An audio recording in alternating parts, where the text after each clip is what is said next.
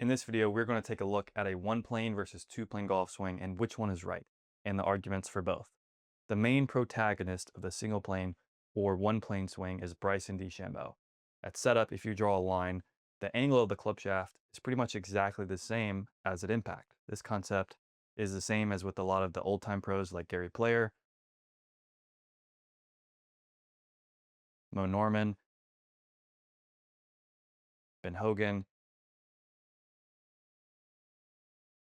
and George Knudson. The angle of the club shaft is exactly the same at setup versus impact. These guys are all examples of a one-plane swing. It's a pretty interesting concept. Why would you start with the club shaft at a different angle than you're going to impact at? It doesn't really make sense, or does it?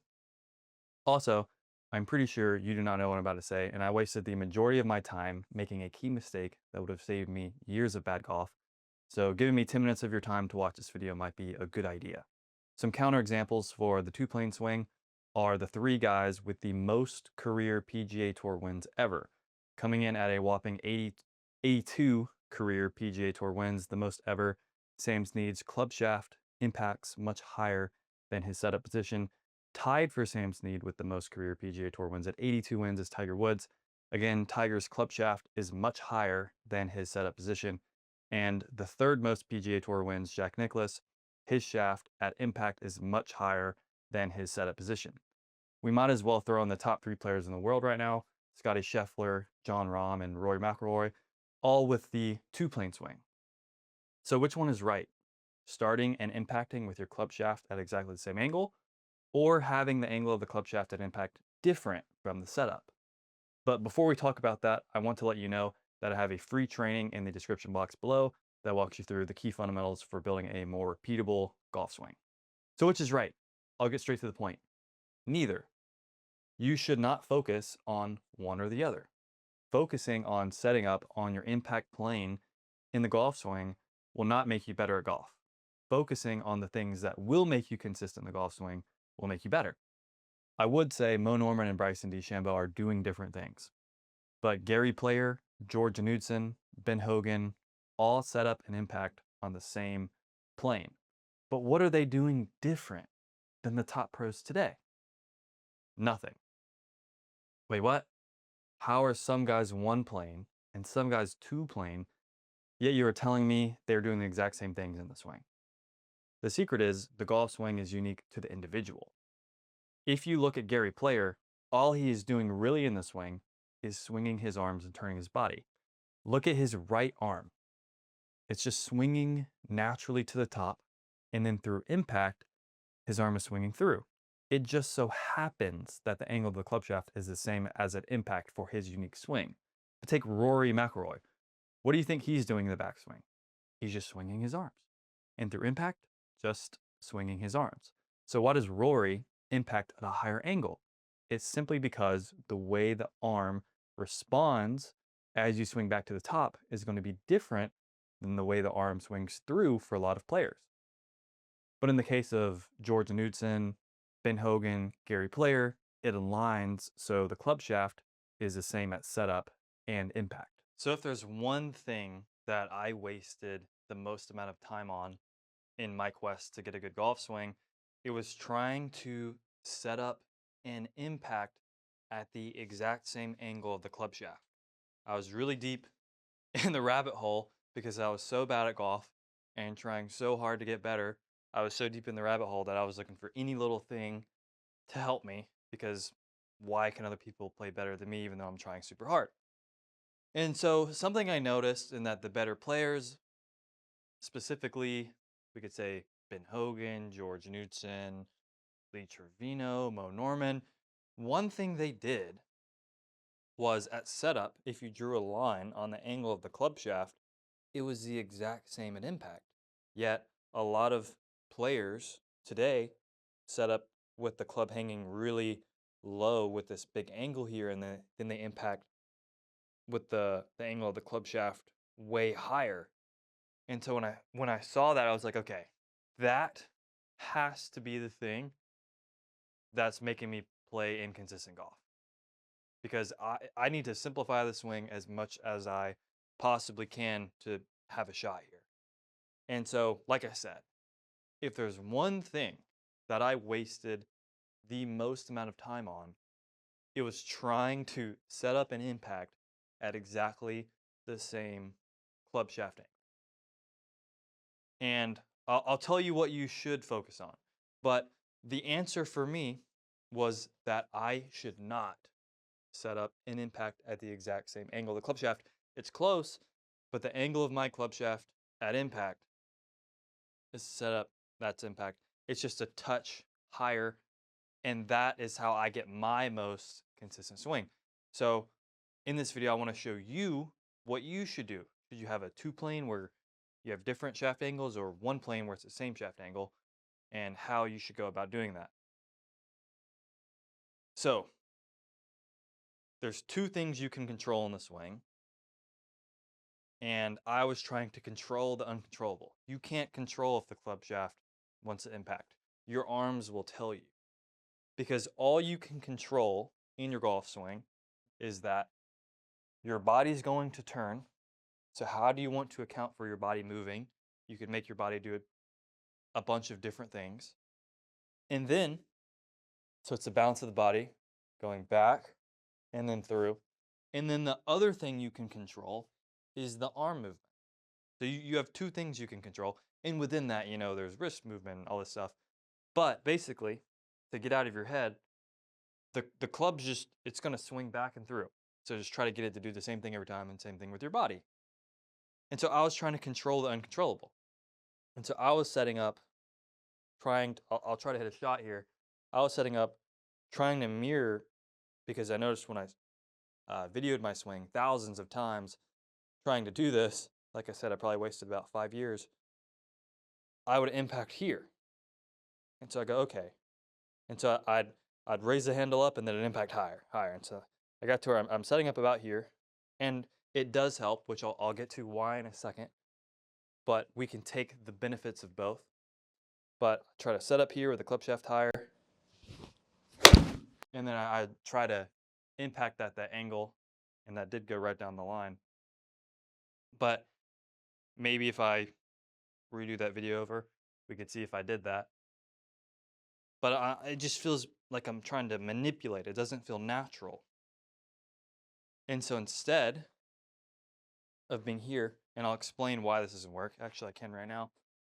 So basically what we were doing there, when I'm setting up with my hands higher, it's like if you're throwing a ball. If someone handed you a ball and told you to throw it underhanded, you wouldn't go like this and then try to throw the ball. It would be awkward. That wouldn't be the right way to do that to be the most consistent. If someone threw you a ball and you caught it, how would you throw it from here? Well, you'd swing it, right? The body would turn and the arm would swing, and the arm would be somewhere around here, and the arm would swing, and then you throw the ball. And then you come back around and the arm would be somewhere around here, and then you throw the ball. And so right around here is where the arm would be to swing and then go through. But if you told me I'm going through and I'm here, and I have to start here at my arm impact position, which would be one plane, now I'm going to throw the ball way over there, and it's not going to be natural. But if I'm trying to throw the ball in the middle of the net here, if I start with the arm lower, if I show this ball position, I'm going to throw the ball in the middle of the net naturally here. That's the angle of the club shaft. And now I'm going to throw the ball in the middle of the net here. That's impact. You see that? Boom, boom. Club shaft is naturally just a touch higher. And the reason this helps, this idea of a single plane, is because most people make a very common mistake in the golf swing, and they don't get the spacing right between them and the ball, which when players go to single plane, it helps them. And this is the reason it helps them. So most people do this. This isn't good. They set up like this, too close to the ball, because you hear the arms need to hang below the shoulders, and you want to have this wrist set and then bend over to the ball. But the thing about this is I'm way too close to the ball, and I'm going to hit this fat about 3 inches behind the ball, because I'm set up too close to the ball. I'm set up too close to it. I need to have the proper spacing from the ball, from my body to the club head when it swings.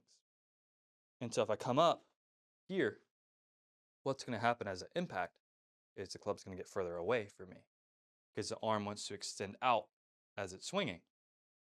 And the problem that happened is because you just didn't really account for how the arms want to swing around the body. You just let them hang below you and assumed that you're the right spacing from the ball. And that's not good. What we want to do instead is let the arm swing around you fast and really feel how much further away the club head is. So instead of here, I'm going to let the club swing, and you see how it's lower? It's not up here. It's lower and around. Now you can still have angle to your wrist up, but it's not a lot. There's a middle point to that. Just swing the arms around, the club's there, and that's the proper spacing. And it's the same point here versus as my arms are swinging through, the club head's just a little bit higher. So yes, the wrist cocks down, but the shoulder goes up a little bit. So it's the same spacing from the ball right here as I swing back versus as I swing through. And I'm a proponent that you swing the arms on one path around the body, but trying to control setting up with the club shaft exactly the same as an impact is a losing game. You cannot control that. I try to control it for 5 years. You can't control that. You can only control that we want the arms to be able to be in balance swinging back to get to a good top of the swing so we can get to a good impact position. If I set up at my impact position, I can't get there because that's not the natural flowing motion for that to happen. There's points before that in the swing to get to that point. And so if you're starting at the end point, you're not going to get at the end point. It doesn't go end point to end point, it goes start point to end point. That was a tongue twister a little bit. But yeah, so I'll try to hit a couple shots here to show you what I'm talking about. Where get my arms naturally spaced here, and then I swing. And that's so much more consistent. You can see my shots from earlier, they're all going to the same spot. And then if I do the single plane version, where I'm trying to match it, you can see that the club head's not moving, my body's not moving, nothing's moving. I'm the perfect spacing from the ball. It's just the angle is getting higher, which would, if I took my thumb off, would get behind my hands more, which is not good because we want to keep the club on this arc, in balance, back to the ball. That would be getting behind my hands and hitting the ball that way more, but I will do it. Yeah, I can just already feel my shoulders turning flat, but it just feels not good. Not good, but if you practice enough like I did, you can still hit the ball and hit it good. But like I said, I'm a proponent of a one path, kind of a one plane, one arc. Here, the arms following one path. We're not going up. A lot of the pros swing the arms up and then shallow, and they're trying to find the plane. I'm saying you're on the plane working around, but the angle of the shaft might be slightly different. So I'm just making this video so that you can understand what you should do and what you should focus on to have a consistent swing and not waste 5 years like I did. I just want to remind you, if you feel like your swing has been inconsistent, I have a free training in the description of this video that walks you through the key fundamentals for hitting the ball solid and building a repeatable golf swing. I hope you enjoyed the video. Thanks for watching, and I'll see you in the next one.